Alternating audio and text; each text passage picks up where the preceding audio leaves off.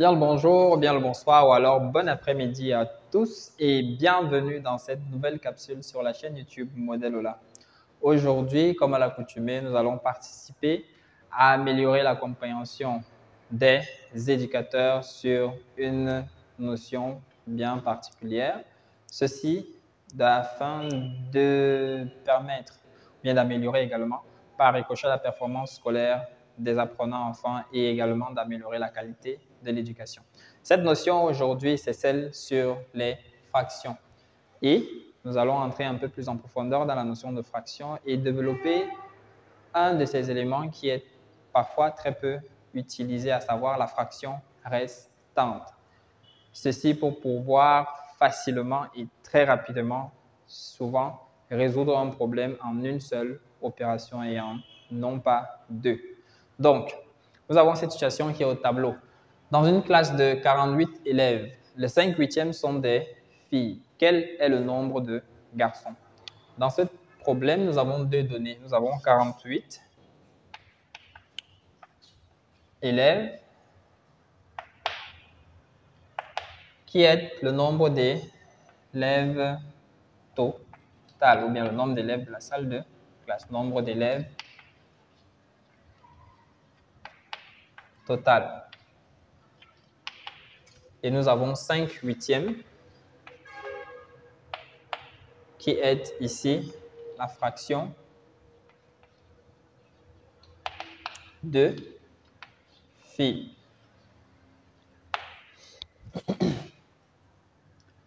Ce qu'il y a de comprendre ici, c'est que quoi? Et on va faire un petit schéma.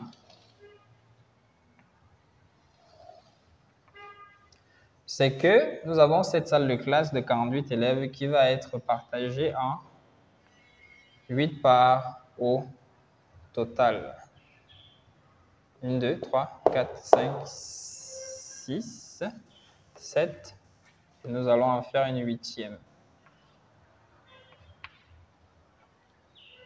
Elles doivent normalement être toutes bien égales. Dans une salle de classe de 48 élèves en tout.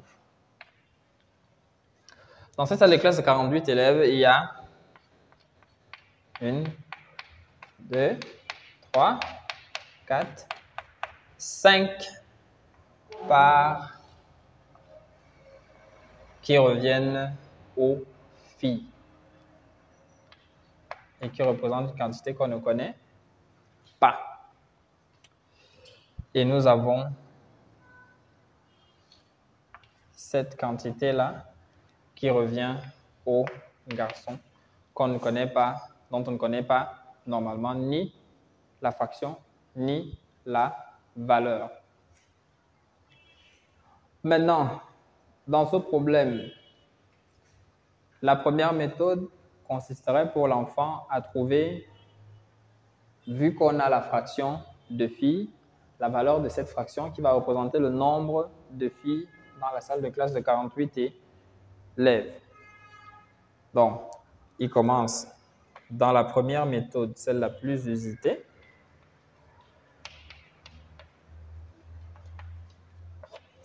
À calculer le nombre de filles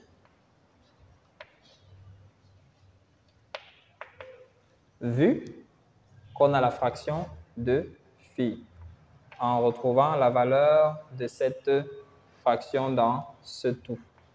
Ça fait 48 élèves fois 5 divisé par 8. Ce qui va faire 48 divisé par 8, 6, 6 fois 5, 30 élèves filles.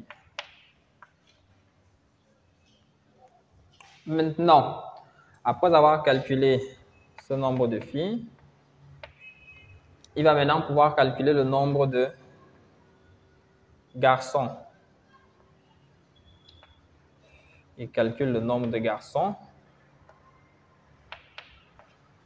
en venant faire la différence entre le tout et la partie qu'il connaît qui est de 30.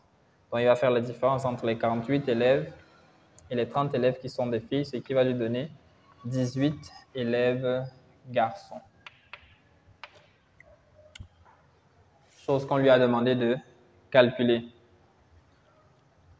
Dans la deuxième méthode, on va faire intervenir cette notion qu'on n'utilise pas très souvent ou bien pas beaucoup en salle de classe, c'est celle de la fraction restante. Il faut, pour l'enfant, savoir que lorsqu'il a 5 huitièmes, c'est une partie d'un tout qui est la fraction totale 8 huitièmes ici, puisque la fraction totale est la fraction qui a le même numérateur et le même dénominateur. Donc, la fraction totale, c'est 8 huitièmes. Et donc, la fraction qui va représenter l'autre partie, on va faire la différence avec la fraction qu'on a. Donc, 1, dans cette méthode qui est plus facile, il va pouvoir directement calculer ce qu'on lui a demandé de calculer sans faire de détour. Donc, 1, il retrouve la fraction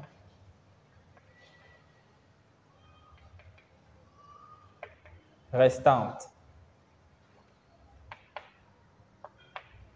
Fraction restante, on a dit que la fraction totale ici, c'est 8 huitièmes, la fraction qui a exactement le même numérateur, le même dénominateur que la fraction que nous avons. On fait la différence avec la partie qui est 5 huitièmes, ce qui va faire que la fraction de garçon sera de 3 huitièmes. Donc, il y a 3 huitièmes de garçons dans cette salle de classe. Et on peut donc maintenant directement calculer le nombre de garçons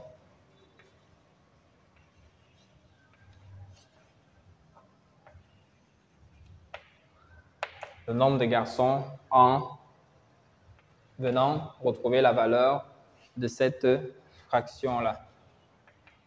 48 fois 3 divisé par 8, ça fait 48 divisé par 8, 6 toujours, 6 fois 3, 18 élèves garçons, bien 18 garçons. Donc, ici, l'enfant peut directement calculer l'élément qu'il a à calculer sans faire de détour. Il retrouve la fraction restante et il calcule la valeur de cette fraction dans le tout. Donc, voilà une méthodologie, ou bien une méthode qui est importante également aux enfants à connaître. Là, qu'on utilise avec la notion de fraction restante.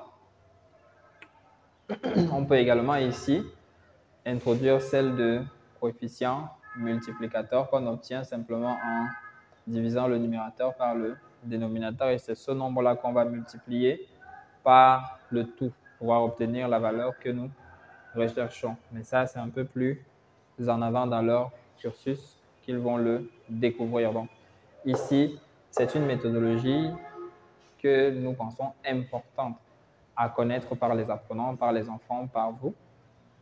Et c'est une méthodologie, une compréhension qu'il faut leur donner.